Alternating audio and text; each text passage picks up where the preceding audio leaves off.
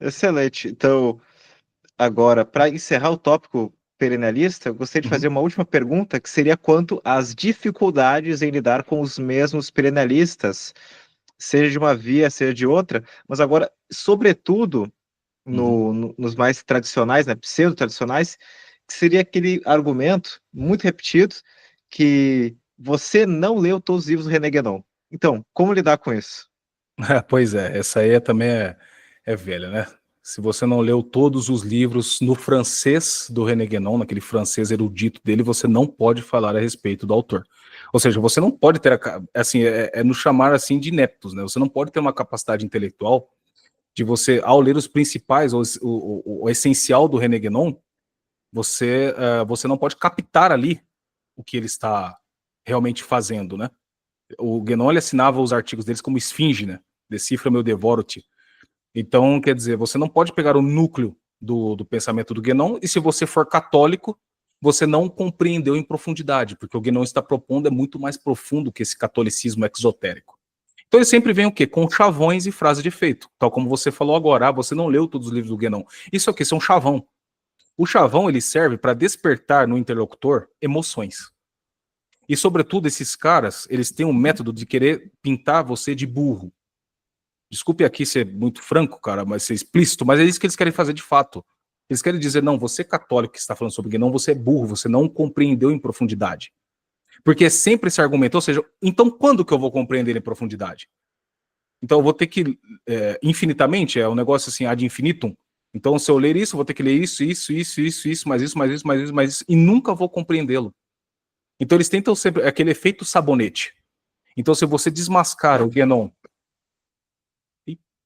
se você desmascara o Guénon, né, é, na sua metafísica, por exemplo, na sua metafísica do não ser, e você propõe um argumento católico tomista, não, você não entendeu o Guénon. Se você mostra que nos livros, sobretudo introdutórios do Guénon, ele está propondo uma revolução, não, você também não compreendeu, você precisa ler outras coisas. Se você, então, é assim, o efeito sabonete e as chavões frase de efeito. Eu creio, Luigi, que o método aqui não é essa questão da discussão retórica, mas de desmascarar. E o católico que está fazendo isso, ele não precisa necessariamente ficar ali naquele debate que não termina nunca, mas falar a verdade a bem da própria verdade. Fazer o seu papel de levar as outras pessoas à verdade. E aí, assim, o juízo acaba sendo individual. Há pessoas que vão aceitar, como graças a Deus muitos, né, dos nossos irmãos de fé estão aceitando, estão abrindo os olhos, e muitos não irão. Então, assim, eu acho que o nosso papel não é ficar nessa discussão retórica toda, e cair nesses chavões e frases de efeito que tem como intenção de travar a nossa inteligência e fazer a gente se sentir acuado. Eles são mestres nisso. Uma coisa que você agora te pontuar sobre desmascarar, né, que tem esse outro livro aqui, do Demotef, que a gente depois vai falar um pouco mais a respeito dele mais para frente, né, e como você mencionou depois, anteriormente, uma conversa, que você estava lendo ele também, fazendo um trabalho sobre o livro, né, Sim. é que o autor aqui prova, por exemplo, que o Guénon, por incrível que pareça, ele foi alguém que a doutrina dele já estava madura na cabeça dele aos 21 anos de idade. Ou seja, ele não mudou de pensamento dos 21 até os 50 e poucos. Então, a gente pode dizer, só um argumento que você de acrescentar aquele que você já fez, que é muito bom, mas só para concluir que, na realidade, mesmo pelas suas obras introdutórias, aqueles que realmente, como o autor aqui do livro, que leram todos os livros de René Guénon em francês, por exemplo, ele percebeu uma uniformidade em todos os livros dele, do início ao fim, desde o momento que ele teve 21 anos até o momento da morte dele, no núcleo do seu pensamento. Ou seja, quem faz esse argumento demonstra que não leu Guénon, porque se tivesse lido, perceberia que o Guénon, por exemplo, diferente do Olavo, porque o Olavo ele confessou diversas vezes que o pensamento dele era confuso, que ele nunca conseguiu, digamos, sumarizar o negócio, tanto que até hoje estão publicando os livros póstumos dele, da filosofia dele, que foi algo que ele não conseguiu sumarizar em vida. Mas o René Guénon, muito pelo contrário, estava tudo sumarizado, por assim dizer, desde os seus primeiros livros. O Exato. resto foi um acréscimo, por exemplo, de citações, ele ganhando erudição ao longo da vida e colocando mais referências aqui e acolá, fazendo mais analogias. Só que o núcleo em Guénon, diferente de muitos pensadores, ele nunca mudou. Então, Exatamente. quando a pessoa vem com esse argumento, ela demonstra que ela que não leu o Guénon, porque se tivesse lido, teria percebido que desde o primeiro livro até o último ele não muda de disco, né? Exatamente, se você pegar os textos, né, como A Crise do Mundo Moderno, ou O Reino da Quantidade e os Sinais dos Tempos, e você ler, né, o Homem e o Seu Dever segundo o Vedanta, ou os Vislumbres da Iniciação, você vê similaridades ali.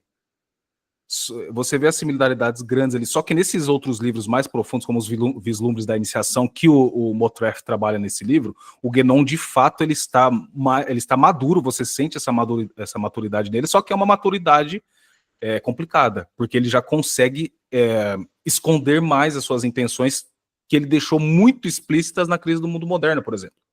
Onde ele está ali, você lê no começo dele, está propondo uma superação. De qual forma? Bom, não sabemos de qual forma. Estão executando. Então é bem isso mesmo. Perfeito o que você disse também. A gente pode dizer que é de certo modo, um amadurecimento com uma obstinação, Obstinação. basicamente. Obstinação. Infe- Basicamente isso. Então, excelente, muito boa a sua colocação. E então, vemos aí que os discípulos de Guénon imitam a mesma atitude que o mestre, porque quando o mestre começou a tomar pau dos católicos na França, por exemplo, ele começou não, pera, eu não quis dizer isso, na realidade é isso, e a mesma coisa acontece hoje, ou seja, primeiro ele falava alto, agora não, pera, não é bem isso, tem que É interpretar, né? o efeito sabonete. Eles fazem isso Exatamente. direto. E sempre com aquele ar de superioridade. Eu já vi perennialista brasileiro querendo chamar, por exemplo, o padre Garrigou Lagrange de palpiteiro. Assim, não tem como levar um sujeito desse a sério. Não tem como levá-lo a sério. Chamar o Garrigou Lagrange de palpiteiro, assim, um dos intelectuais mais respeitados do século XX. Assim, pessoas extremamente notáveis quiseram aquele livro dele sobre agnosticismo, né? Pessoas notáveis quiseram escrever ali um epílogo, né, para contemplar a obra do Garrigou Lagrange, que era um grande metafísico. E um perennialista que, assim, segue esses chavões e fala, não, o Garrigou Lagrange, né, ao falar ali da graça santificante, tudo mais é um papoteiro. É assim que eles fazem. Então a gente precisa estar Então, esperto, né? é muito difícil diante deles ser uma pessoa realmente inteligente. Não, É, exatamente, porque essa é a arma deles. Porque você fica o quê? Sujeito à vontade deles, né? Você fala, então, assim, o que é ser... Se eu já li Garrigou Lagrange, já vi os católicos do século XX, vamos nos ater a eles aqui, né? Cornélio Fabro, Santiago Ramírez, entre outros. Pô, se eu não conseguir adquirir uma certa inteligência lendo esses gigantes, e você é o inteligentão, então você fica sujeito à retórica deles. É onde eles tentam e conseguem pegar essas pessoas.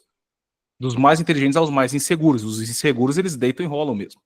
Aqueles católicos que vão atrás, realmente, todo aquele caminho, né, Luiz, que é importante, ver a crise na igreja, tudo isto, e tenta procurar algo mais contemplativo, uma vida espiritual. Às vezes são muito sinceros, querem realmente uma vida espiritual e compreender os santos místicos, e aí vem esses inteligentões perennialistas instrumentalizando santos como São João da Cruz, Santa Teresa, Padre Pio, que eles adoram instrumentalizar, entre outros. Então acabam agarrando essas pessoas. Então é preciso ficar sempre esperto com esse método.